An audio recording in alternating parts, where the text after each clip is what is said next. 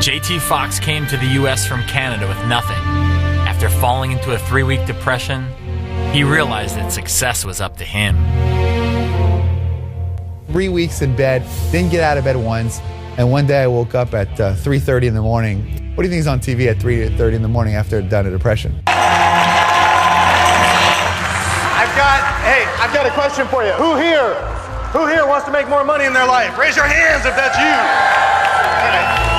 You know, people are like, I made, millions of dollars in 20 minutes, and I said, I'm going to go to that. So I went to a free event, and I remember saying, well, who cares what you did? What can you do for me? But I still signed up for the $3,000. At that point, I was completely broke, put it onto my credit card, took a 3-day seminar event. And to be honest, I learned it more in 3 days than I did in 3 years of college. But the issue and the problem was, after you go to a 3-day, where do you go next? What do you do? What roadmap do you take? And I didn't know where to go. And so I tried a lot of things and it didn't work. I always say that a lot of people teach the how, but it's really the why. I mean, you can follow a script all day long, but if you don't have that roadmap or someone's going to be there to hold your hand, what are you to do? Because it's so easy to quit. I mean, quitting is one of the easiest things to do. Sticking with something, going through the good days and the bad days, that's a lot harder. And after years of struggle, JT finally found a way to connect with his customers. Those people, Louis, they don't want to move. They want to stay in their home. But I end up buying their home. And the idea is you have to understand, here's a tip. When you deal with people, number one, always spend 90% of the time talking about anything and everything other than what you're dealing with. Always focus on them first. I've bought and sold over 500 properties in the last 4 years. Bought and sold over 500 properties with no money, no credit, no experience, starting at the age of 23. And you're how old now? 28, just turned. Just turned 28. There's a little gray hair right here to prove it though. Right. Success is not a matter of chance, it is a matter of choice. And if you choose to be successful, you will be successful, but you're going to have to do it without listening to everybody else.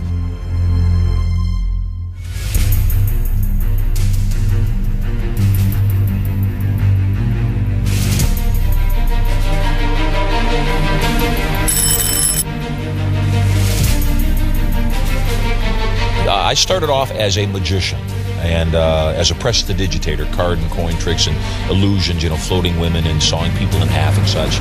And I realized during my young years that reality is created by validation. You give people enough validation and they see a new reality. Since perception is everything, and everything ultimately is trance, what happens is when you change your perception of things, you start changing the things you'll take action on. So first thing is you got to control your mind. Without that, no amount of tools, no amount of skill sets, no amount of instruction on how to do something will work, because unless you've got your mind tight, unless your programs are appropriate, you just won't follow through. And then step 3, obviously, is once we have mastered our own mind, once we have the proper tools, which the best way to get those tools is to find a mentor, find somebody who has done it, find a society of people who have come together with like mind. The third step is the hardest step. It's the one thing that nobody can teach.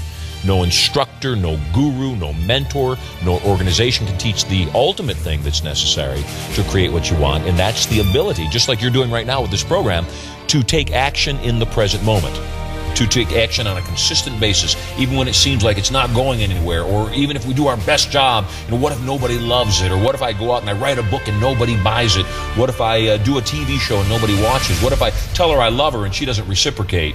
All those things are squelched by just taking an action and seeing what the result is. It may be that your first few fortunes don't turn out. I've lost way more money than most people in life will ever lose because I've played a way bigger game. I've gambled at higher stakes. And my belief is no risk, no goodies.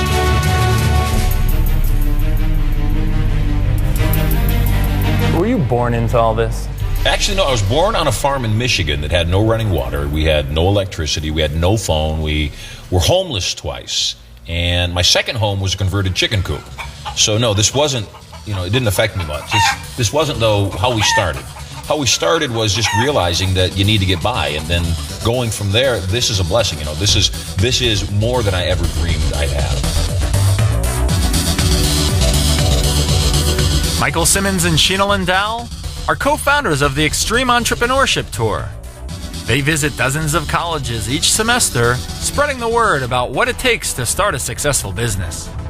And so what we're really focused on is getting people to actually start a business or think entrepreneurially and actually just take the action.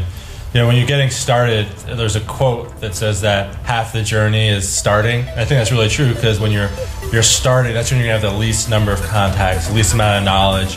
Things are gonna be the most cloudy, and you're gonna have the least amount of resources. So, you know, things are really hard.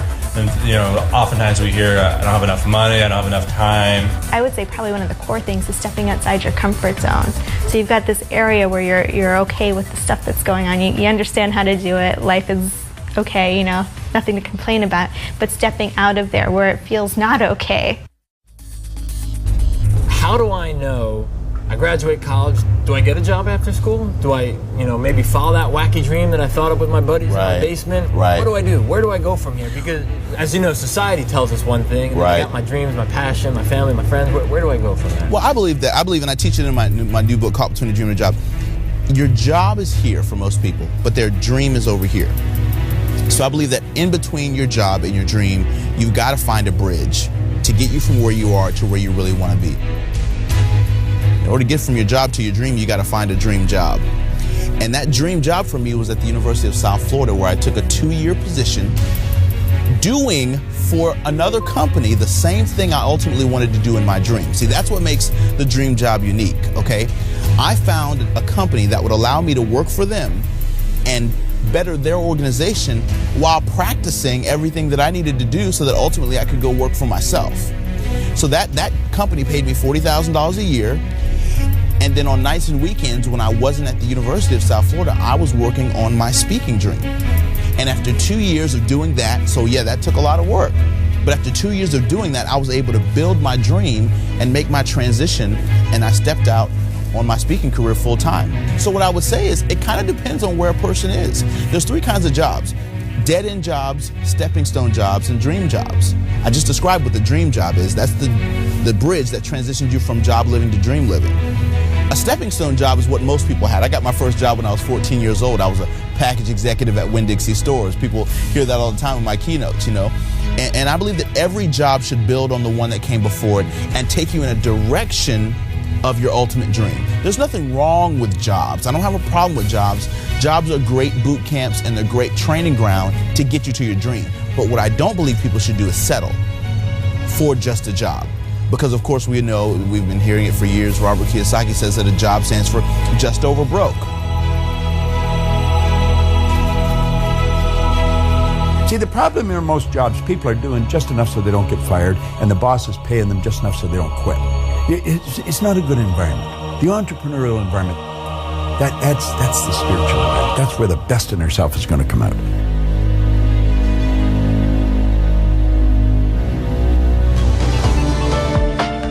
When I got out of school, I started to write a book for college kids. I just wanted to help kids land what I call their dream job. But I thought if I just write the book, that it will fly off the shelves. And what I learned quickly is, you can have a book and you can have a garage full of books because nobody's coming and beating down your door, because if they don't know about it, how are they going to buy it? Sure. Or I can go directly to the marketplace and start speaking on college campuses and speaking to college kids and then get them to buy the book. So I'm going to ask you one question, Lewis. And how you answer this question, I'll tell you whether you're going to be out of business in 6 to 12 months. Tell me how you're going to get prospects to walk through that door and give you money.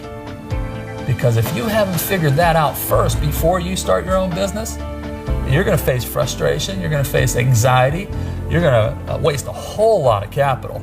I like Sun Tzu, The Art of War. Great quote: every battle is won before it is fought.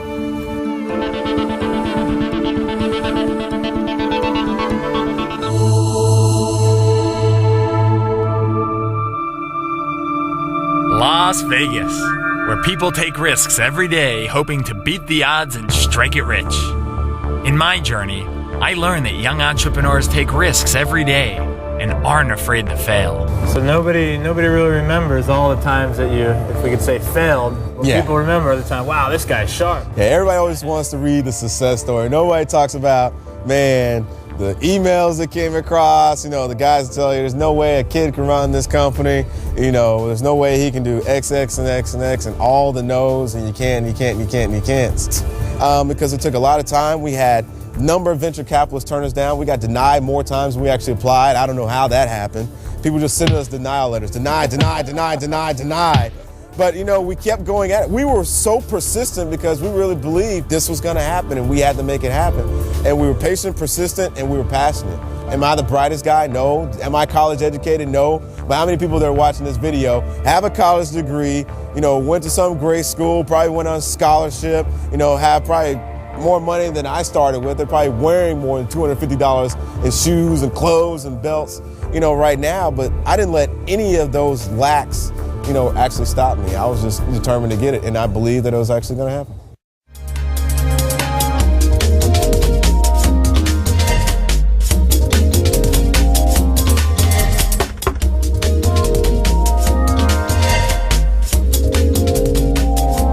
Only thing about mistakes, don't make the same mistakes twice.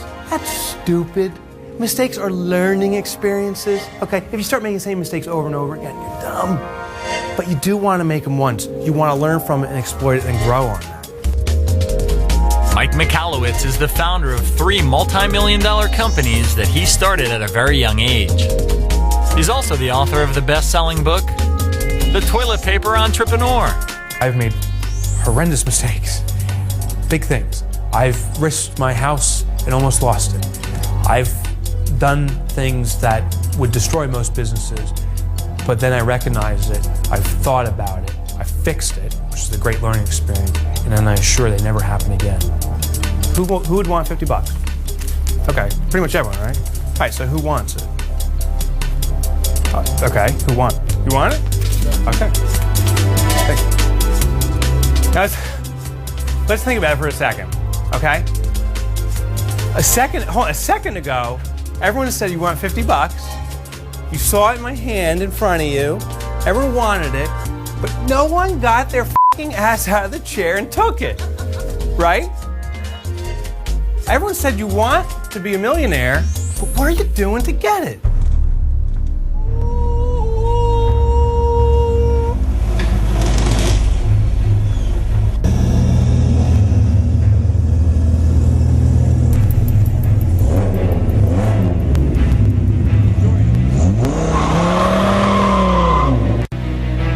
This is the story that defines it all for entrepreneurialism. Henry Ford, whether you think you can or think you can't, you're right.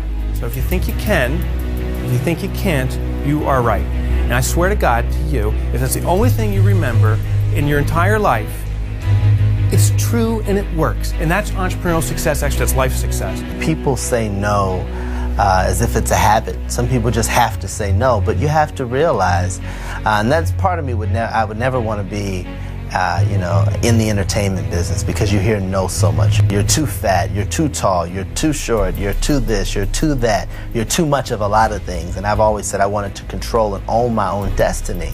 So that's why I chose entrepreneurship as my path, because yes, you hear no, but a lot of times you will hear that yes. And it's that yes and that door that opens up many other doors. But a lot of people get discouraged and don't realize that everything we want is on the other side of fear. So we end up fearing rejection and not embracing the possibility of that next door, that if you just knock on it, it may open up. Listen, if your ideas just work 51% of the time, you're way ahead of the game. If I had all the money that I've spent on ideas that never saw the light of day, I would fill this room full of money, believe me. I've spent a lot of money on ideas that didn't work, but I had fun trying to make them work. And when I found out it just wasn't going to work, I got on with a new idea. I'll just settle for being average, for being mediocre. That's when you've got to bust through it. And that's when you've got to stick to it. You've got to take action, especially if you're a young entrepreneur. You have your whole life in front of you. Take the shot now before maybe you're married with kids and you've got a mortgage and go for it. You know, I say you get a 50-50 chance of getting whatever you want in life if you go for it. There's no failure, only feedback. So if you're doing something and the feedback you're getting is that it's not working, that's not failure. Who labeled that failure? You just got feedback that what you're doing isn't working. You've successfully found a way that doesn't work, and now you're empowered to make a new choice. The losses that you will have, they're learning experiences. And so you have comeback power. A friend of mine, Willie Jolly, he said a setback is a setup for a comeback. You have comeback power. You can get knocked down, you can lay on the canvas and feel sorry for yourself and tell everybody who comes by, or you can say, what did I learn here? And how can I use this? How can I leverage this knowledge, this experience, and use this as a platform to catapult myself to the next level?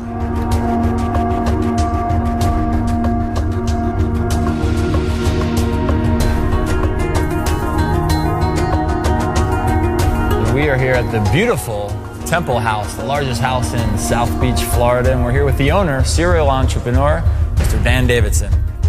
If you look back in history and you say, you know, it was only a little over 100 years ago that people said, well, humans will never fly.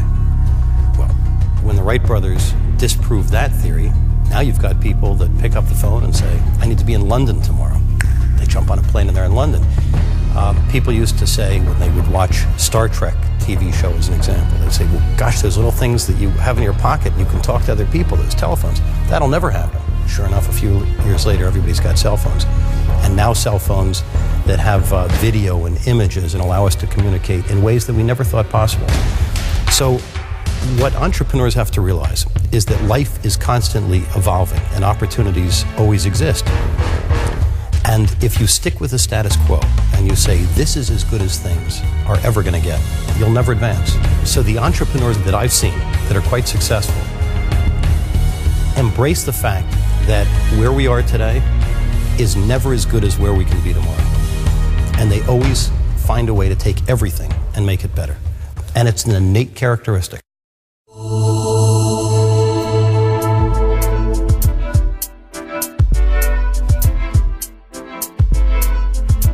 Look around at your 5 closest friends. Chances are they're a lot like you. But in business, who you surround yourself with can either make or break you. An entrepreneur is a person who says, I already have done it before they think of yes, I can. You see, partners make wealth together. All those buildings you see here started as a result of partnerships. It wasn't one guy coming up and say, hey, I got a deal and you'll make X amount. It's about building long-term relationships. And when you build that relationship, it's a lot easier to bring a deal and say, you know what, as a matter of the partnership, we'll do it together. And that was the key. If you're gonna soar like an eagle, you cannot hang out with turkeys. And here's what that means. You got to make a decision. The cool thing about eagles is that eagles fly alone or they fly with other eagles, period.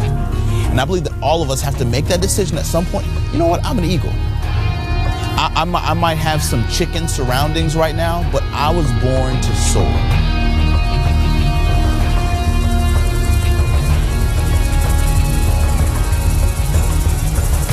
No matter where my journey took me, I kept hearing about how important it is to make connections. Whether it's partners or mentors, they should all play a key role in your game plan. Can't pick your family, I know, but you can pick your friends. Pick wisely. Start hanging out with people that you aspire to be. If there's something that you say, man, that guy, that woman, she's got it. I want that. Connect with that person, pursue that person for that reason. You can have the talent, you can be the best technical guy out there, but you always got to have those guys behind you that have been there, done that. They're willing to sign on and say, yeah, I'll work with these guys, because that makes an investor feel comfortable that you got the best of the new school and old school. So if you can bring that credibility, it's just like setting up a board of advisors. You want to be able to bring that credibility for investors, stockholders, and shareholders. You want to be able to bring credibility to your venture. You want to have mentors that say, you know what, if you guys sign on and give these guys the money, we still got some babysitters per se to make sure everything goes right. Well, guys with experience be able to make it happen. I mean, my mentor pretty much opened up his Rolodex, called on his credibility. One guy leads to another guy who leads to another guy. Birds of a feather flock together. So once you get one investor, they know some more. We grew the company like crazy. We grew it to dozens and dozens of stores and franchises. And somewhere shortly after that, I called that attorney and said, look, man, this thing is really taking off. I need some help. So I said, would you come on and be my partner? And I thought he was going to laugh at me. I mean, he's this Georgetown educated attorney working for the biggest law firms in the country. And he actually said, yeah, let me think about it. And that was another kind of life lesson for me, was like, never ever be afraid to ask. Every one of us is born the same, naked, helpless, and ignorant. Everybody, 100% of us. Oprah starts below scratch. I started below scratch.